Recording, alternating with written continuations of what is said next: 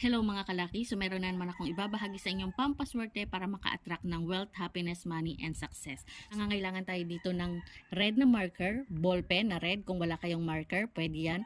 Basta red ang inyong gagamitin dito sa gagawin natin ito. So, yung palad, isulat nyo ang infinity sign dito sa Venus mount ng inyong palad at isulat nyo ang number na 24. So, ayan. Ating infinity sign ay represent endless blessing and abundance.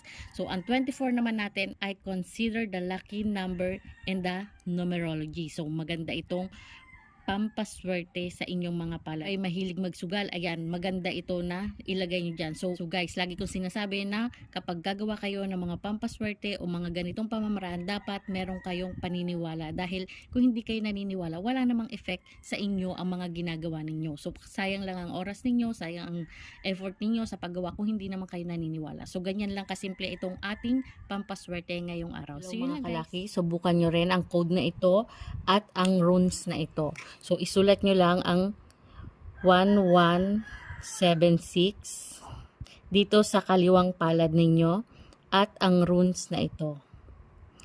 So, ito ay makakatulong sa inyo upang mag-attract ng good luck, opportunity, unexpected blessing. So, ganyan lamang ang inyong gagawin. So, napakaganda ng mga kombinasyon na to kapag kayo ay magsusugal. Basta lamang po samahan ninyo ng lubos na paniniwala ang mga ginagawa nyong ganitong pampaswerte. So yun lang guys. So meron na naman akong ibabahagi sa inyong orasyon. So itong orasyon na to ay magandang pangontra sa mga inggit. Kung merong mga tao na naiinggit sa inyo, gusto kayong pabagsakin, yung mga may panalangin na hindi magaganda, yan, inggit yan. Itong orasyon kontra inggit na ito ay napakaganda para makontra lahat yung mga nagdadala ng kamalasan na yan, yung mga inggitero na nakapaligid sa inyo. So, banggitin nyo lang ng 3 beses itong orasyon na ito, Hajadhal, Hajadhal, Hajadhal.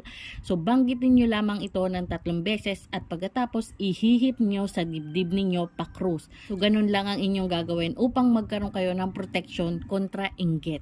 So, banggitin nyo lamang ito kahit anong araw, kahit anong oras, pwede nyo banggitin ito. Ihihip nyo sa dibdib araw-araw para kayo ay merong pangontra o protection sa mga inggit-inggit. So, yun lang guys. Hello mga kalaki, may babahagi ako sa inyong isang code na hindi kayo mauubusan ng pera sa inyong mga wallet. So, itong ritual na to ay napakagandang pampaswerte para hindi laging labas ang inyong pera sa wallet. Itong ritual na to ay para hindi ka na kailanman maubusan ng pera sa inyong mga wallet.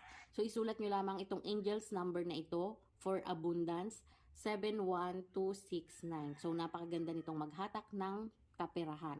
So, kung kayo ay naniniwala, maganda po na gawin nyo itong ritual na to. So, isulat nyo to sa yellow na papel gamit ang green na ballpen. So, kapag nagawa nyo na yan, lagyan nyo ng 21 pieces ng bigas. So, ayan guys, 21 pieces for happiness, success, ayan. Lagyan nyo at itupin nyo to ng papalapit sa inyo para humatak ng swerte at hindi maubusan ng laman ang inyong mga wallet. So, ganyan lamang ito kasimple. So, ito ay magandang gawin sa first Friday o kaya full moon. So, gawin nyo to kapag kayo ay may free time, yung hindi kayo dali-dali, ganyan.